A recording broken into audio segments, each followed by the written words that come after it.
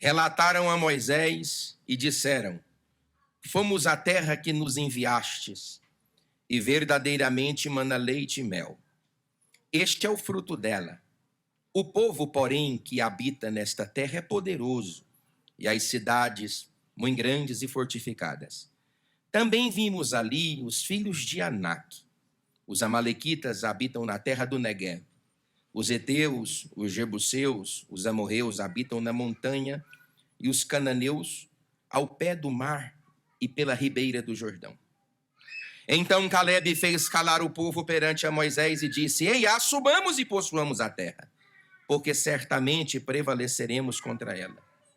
Porém os homens que com ele tinham subido disseram: não poderemos subir contra aquele povo, porque é mais forte do que nós. E diante dos filhos de Israel infamaram a terra que haviam espiado, dizendo: a terra pelo qual passamos a espiar é terra que devora os seus moradores, e todo o povo que vimos nela são homens de grande estatura. Também vimos ali gigantes. Os filhos de Anak são descendentes de gigantes, e éramos, aos nossos próprios olhos, como gafanhotos, e assim também o éramos aos seus próprios olhos. Podeis assentar, dando glória a Jesus.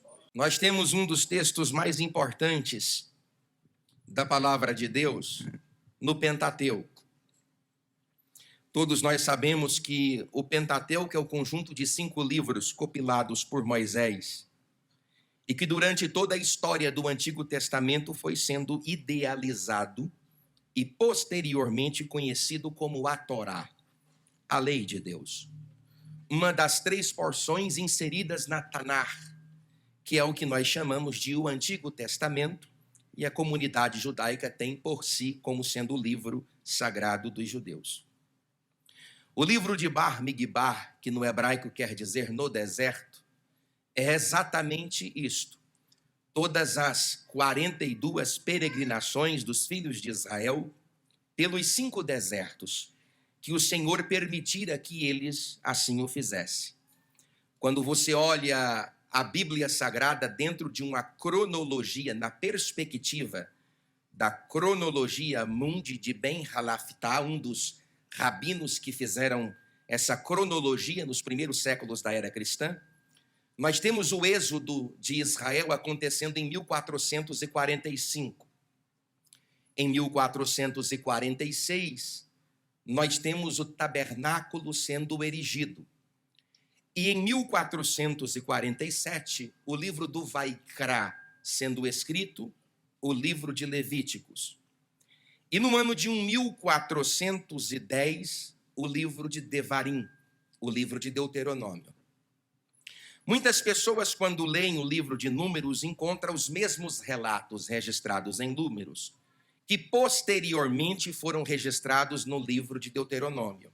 De fato, o livro do Deuteronômio é uma releitura dos livros que ficaram anteriormente, porque o público que está diante de Moisés no Deuteronômio é o público diferente do público que está aqui agora diante de Moisés no livro de Números. Tanto é verdade que você tem uma distância significativa e cronológica de 1447 para 1410. Durante todo esse percurso de 40 anos, você tem essa trajetória nos desertos de Zin, de Sim, de Etão, de Parã e no deserto do Sinai, por causa desta reunião. Esta reunião que eu acabei de ler, querido irmão Pedro, é uma reunião que ocorre quando os filhos de Israel contornam as regiões de Seir, nas proximidades do Horebe ou do Sinai, e estão prontos para entrar em Canaã por meio do desdobramento geográfico da cidade de Cades Barneia. Eles enviam 12 espias para espiar a terra e eles voltam trazendo um relatório. O livro de Números, no capítulo 13, é a apresentação do relatório que os espias trouxeram para Moisés e para Arão daquilo que eles visualizaram na terra da promessa. Quando você abre a Bíblia Sagrada para fazer o exame de onde eles percorreram, você vai entender desdobraram-se geograficamente pelo deserto de Zin, foram até a região de Reobe, foram até a região de Ramote Gileade, a região de Hebron, a região do Grande Negueb, que é um deserto caracteristicamente ligado à zona sul do território de Israel e que ocupa mais de 50% de toda aquela expansão geográfica. Desceram pelo vale de Escol, chegaram até Gerar, Cádiz e Sur e foram até Berseba. Notem, senhoras e senhores, que nesse relatório que eu acabei de trazer, estes homens viram tudo. Viram o quê? Viram a promessa. Estes homens viram tudo. Viram o quê? Viram o presente. Estes homens viram tudo. Viram o quê? Viram todas as promessas que Deus havia entregue aos filhos de Israel quando estes ainda estavam no cativeiro egípcio. Moisés chega diante dos filhos de Israel e faz uma proposta: fazer com que os israelitas saíssem da escravidão egípcia e atingissem e alcançassem a região de Canaã. Mas quando eles receberam esta promessa, diz a Bíblia que eles foram fazer uma análise daquilo que estava acontecendo no presente. É semelhante a alguém que vai te dar um presente, uma promessa, e antes de você receber, você quer fazer uma análise daquilo que Deus tem para te dar.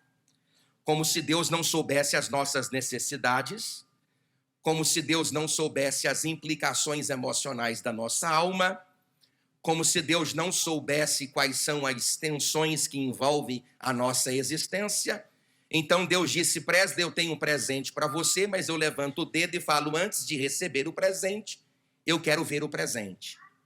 Quando eles foram ver o presente, eles descobriram que era melhor que eles tivessem pego o presente sem ver o presente. Porque eles entraram na terra que eu acabei de mencionar, e eles se depararam com os heteus, girgazeus, amorreus, cananeus, ferizeus, heveus e jerbuseus. Eram 7 nações que Deus tiraria do seu domínio e entregaria o presente anteriormente ocupado por 7 nações a uma nação, aos filhos de Israel. Preste atenção, eu estou construindo introdutoriamente esta mensagem. Quando os espias retornaram daquela caravana, daquela expedição, eles fizeram uma reunião. A reunião que eles fizeram é a reunião que eu li aqui nesta noite. Eles trouxeram o relatório. E na primeira fala do relatório, eles levaram apenas um versículo, preste atenção. Eles levaram apenas um versículo, o versículo de número 27, para falar bem da terra. Um versículo, o versículo de número 27. Veja, eles percorreram o deserto de Rim, Reobe, Ramote, Hebron, Negueb, Vale de Escol, Gerar, Cádiz, Sur e Berseba. E para falar de tudo aquilo que eles viram, eles usaram um versículo.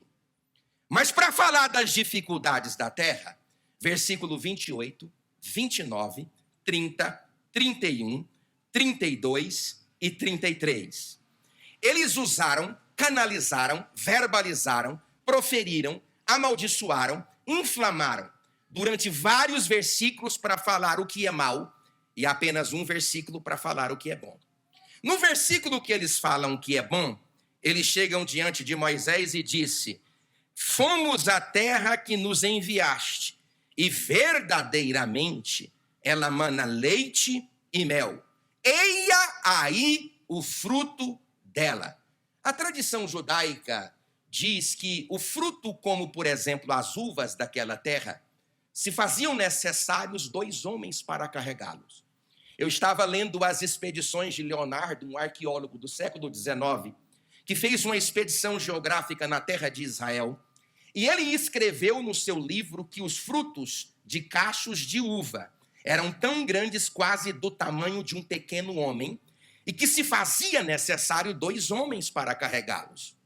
Eles estão dizendo aqui, ó, a terra é muito boa, mana leite e mel, está aqui o fruto dela. Mas a partir daí, eles tomaram 1, 2, 3, 4, 5, 6, 7 atitudes que impediram eles de alcançar a terra